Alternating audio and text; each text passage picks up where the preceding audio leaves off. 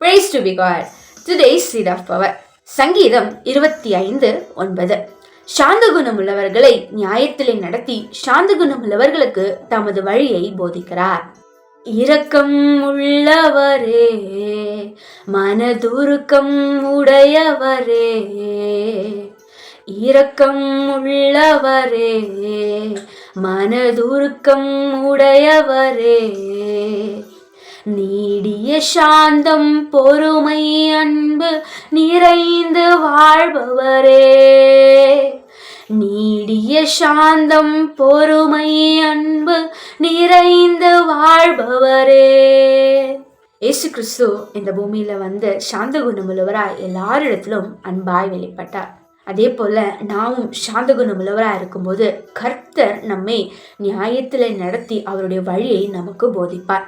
சாந்த குணம் எல்லாருக்கும் தெரிந்திருப்பதாக கர்த்தர் சமீபமா இருக்கிறார் என்று வேதத்துல ஒரு வசனம் சொல்லுகிறது. நாம சாந்த குணமுள்ளவர்களா இருந்து மற்றவர்களிடத்துல அதை வெளிப்படுத்தும் போதுதான் கர்த்தர் நம்மோடு இருக்கிறார் என்று அது நம்மை வெளிப்படுத்தும். ஆவின் கனிகள்ல ஒன்று சாந்த குணம். இயேசு கிறிஸ்துவை அறிந்து கொண்டவர்கள் அல்லது இயேசு கிறிஸ்துவை உடையவர்களாகிய நீங்களும் நானும் சாந்த குணம் உள்ளவர்களாய் இருக்க வேண்டும். சாந்த குணம் உள்ளவர்களாய் இருக்கும்போது கர்த்தர் நமக்கு சில ஆசீர்வாதங்களை வைத்திருக்கிறார். அதுல மிக முக்கியமான 3 உள்ளது. அதுல ஒன்று, சாந்த குணம் உள்ளவர்கள் பாக்கியவான்களாய் இருப்பார்கள்.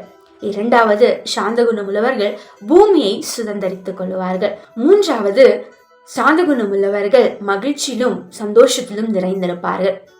இந்த 3 ஆசீர்வாதங்களையுமே நாம பெற்றுக்கொள்ளணும்னா நம்முடைய வாழ்க்கையிலும் சாந்த குணம் என்பது ரொம்ப அவசியமா இருக்கிறது. இயேசு கிறிஸ்து வல்லமையாய் இந்த பூமியில வந்து அந்த ஊழியத்தை நிறைவேற்றி வெளிப்படுத்தினார். அதே போல நாமும் ஊழியத்தை செய்து மற்றவர்களுக்கு இயேசுவை வெளிப்படுத்தணும்னா இந்த சாந்த குணத்தை உடையவர்களா இருந்து ஒவ்வொரு நாளும் நம்மை கர்த்தரிடத்துல அர்ப்பணிக்கும் போது அவர் நம்மை நியாயத்துல நடத்தி நம்முடைய வழியை நமக்கு போதிப்பார். ஜெபிப்போம். எங்களை வழி நடத்துகிற தகப்பனே, எங்களுடைய குணம் எப்பொழுதும் சாந்தமுள்ளதா இருக்கட்டும்பா. யாரை பார்த்தாலும் கோபப்படாம எரிச்சல் அடையாம எங்க குணத்துல ஒரு மாற்றத்தை கட்டளையிடுங்க. நீங்க எங்களோடு இருக்கிறீங்கன்றது மற்றவங்க அறிந்து கொள்ளும்படியாக உதவி செய்யுங்கப்பா. இயேசுவின் நாமத்தில் பிதாவே, ஆமேன். கர்த்தர் தாமே நம்மோடு இருந்து ஆசீர்வாதத்தை சுதந்திரிக்க உதவி செய்வாராக. Grow powerful, be dunamis. God bless you.